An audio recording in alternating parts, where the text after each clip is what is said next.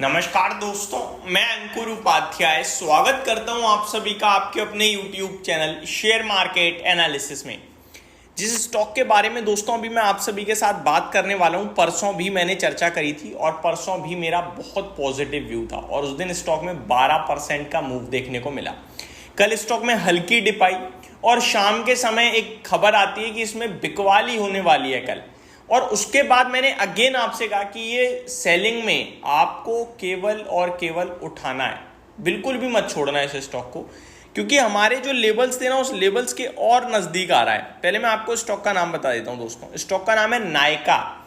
Nykaa fashion की बात करी जाए, नायका ई कॉमर्स जो है उसकी बात करूं अगर, तो करंटली 223 पे आ गया ये स्टॉक। इस शेयर पे हमने आप सभी के साथ वन साइडेड व्यू क्लियरली कहा कि भैया 235 रुपए तक कोई शॉर्ट टर्म रेजिस्टेंस नहीं है, वहां तक जाने की तैयारी में है। बड़े लंबे समय बाद स्टॉक में जो तेजी है वो लंबी टिकाऊ तेजी देखने को मिल रही है।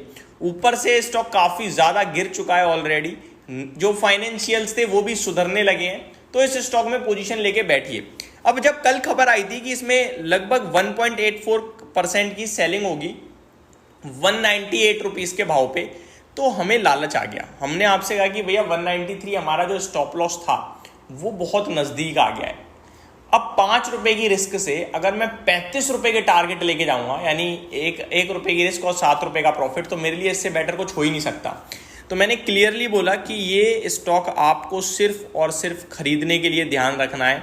अगर 198 के आसपास इसमें आपको गिरावट देखने को मिले, क्योंकि जो डील का भाव था वो 198 पे था। मैं आपको बता दूं, हरिंदर पाल सिंह जी हैं, जो हरिंदर पाल सिंह एंड एसोसिएट्स हैं, जिन्होंने अराउंड 1.4% स्टेक बेचा है। 198 का फ्लोर प्राइस था और ये 45 दिन के लिए लॉक इन है। 208 रुपए पे लेकिन ये सौदा हो गया अनफॉर्चुनेटली। 850 करोड़ की ये सेलिंग हुई है और 208 रुपए पे सौदा जरूर हुआ, बट स्टॉक का भाव हमें देखने को नहीं मिला। आज का लो जो है वो भी 213.70 का दिखा है। तो एक चीज तो क्लियर है कि व्यू जो था वो एग्जैक्टली स्टॉक में आपको रिफ्लेक्ट होते हुए दिख रहा है। अब फ्रेश एंट्री तो कोई ले नहीं पाया क्योंकि 198 आया ही नहीं, और जब परसों मैंने 210 पे शेयर किया था तब मैंने जरूर कहा था आप चाहो तो यहां से उठा लो। 193 195 का स्टॉप लॉस है, स्टॉप लॉस डीप आ रहा है, मैं क्या करूं। और 235 से पहले छोड़ना नहीं है।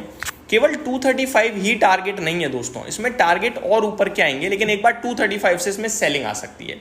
अब 235 क्या है पहले वो बताता हूं। जब स्टॉक में गिरावट हुई थी ना स्टार्ट 418 420 रुपए से, तो गिरते गिरते स्टॉक कंटिन्यू नीचे आ रहा था, लेकिन 231 रुपीज पे 30 अगस्त 2022 को इसने नीचे से उछाल मार के हाई लगाया था और फिर वहां से टूटा था वन साइडेड और नीचे में अराउंड 124 के हाई लगाई, लो लगाई सॉरी। तो अभी ये 230 की रेंज में घुसने वाला है और वो एक रेजिस्टेंस जरूर दिख रहा है मुझे। तो यहाँ पे थोड़ा सा आपको समय हो सकता है देना पड़ जाए स्टॉक को। लेकिन अब आपके लिए इंपॉर्टेंट क्या है? इंपॉर्टेंट पहले तो ऑलरेडी एग्जिस्टिंग शेयर होल्डर्स के लिए ये है कि आप बेचिएगा मत। दूसरी बात, जब 230 रुपए के पास आके अगर ये रुकता है ना तो फ्रेश एंट्री का मौका देगा। 230 रुपए पे कंसोलिडेशन दिखा दे 2 से 4 ट्रेडिंग सेशन, और उन 2-4 ट्रेडिंग सेशन में जो लो होगा वो लो का स्टॉप लॉस लगा के आप पोजीशन लीजिएगा, क्योंकि स्टॉक जब 235 के ऊपर निकल के क्लोजिंग देगा ना तो 300 रुपए तक की जर्नी के लिए ये होगा तैयार। तो ऐसा मत सोचो कि स्टॉक छूट गया हाथ से, अभी इसे वॉच लिस्ट में लगा के रखो। ऑलरेडी एग्जिस्टिंग शेयर होल्डर्स बेचने की जल्दबाजी मत करना, बड़ी लंबी रैली के लिए तैयार हो रहा है स्टॉक, गिरावट से घूम रहा है। अभी थोड़े दिन बाद ना इसमें जो चार्ट पैटर्न आपको देखने को मिलेगा, अभी पूरी तरीके से फॉर्म नहीं हुआ है, अभी तो बेस फॉर्म हुआ है। थोड़े दिनों बाद चार्ट पैटर्न बन जाएगा राउंडिंग बॉटम का।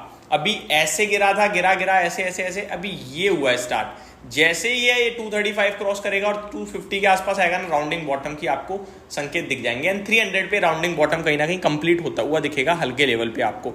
तो मेरे को लगता है कि अभी ये स्टॉक मतलब एक लंबी तेजी का कैंडिडेट लग रहा है, अगर कुछ खराब नहीं होता है तो। और खराब हो भी जाएगा तो कोई बड़ी बात नहीं है, पता है क्यों?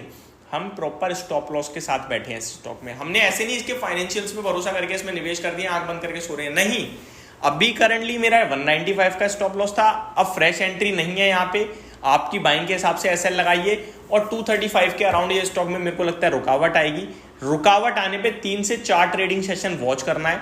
अगर जो भी रेंज में घूम रहा है उसके बॉटम का स्टॉप लॉस प्लेस करना है और फिर प्ले करना है 250, 275 और 300 के लक्ष्य के लिए। तो ये आपके लिए पहला स्टॉक है नायका। अगला स्टॉक एक और है छोटा जो कवर करना है हमें, वो है अंबुजा सीमेंट दोस्तों। अंबुजा सीमेंट में आज सौदा होना था, लगभग 4200 करोड़ की सेलिंग होनी थी आज इस स्टॉक में प्रमोटर्स की तरफ से, हो चुकी है।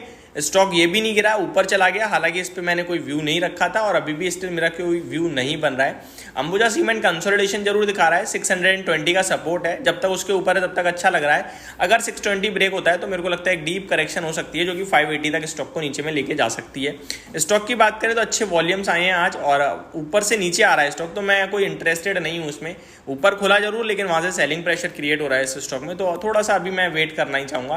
520 का एक स्ट्रिक्ट स्टॉप लॉस जरूर लगा लें जो शॉर्ट टर्म ट्रेडर है। तो लॉन्ग टर्म की बात करें तो फिर सुपर्ब है, कोई दिक्कत नहीं दिखती है, क्योंकि सीमेंट की डिमांड काफ़ी स्ट्रांग है और अल्ट्राटेक अंबुजा का तो कोई मुकाबला ही नहीं है। एक तरफ आपका बिरला जी है और एक तरफ आपका दानी जी है, तो दोनों ही बहुत ही मतलब स्ट्रॉन्ग कॉम्पिटिटर्स हैं मार्केट के। तो ये मेरी तरफ से आपके लिए डिटेल्स थी, होप आपको सारी चीज़ें समझ में आई होंगी। Thank you so much for watching this video, have a great day guys.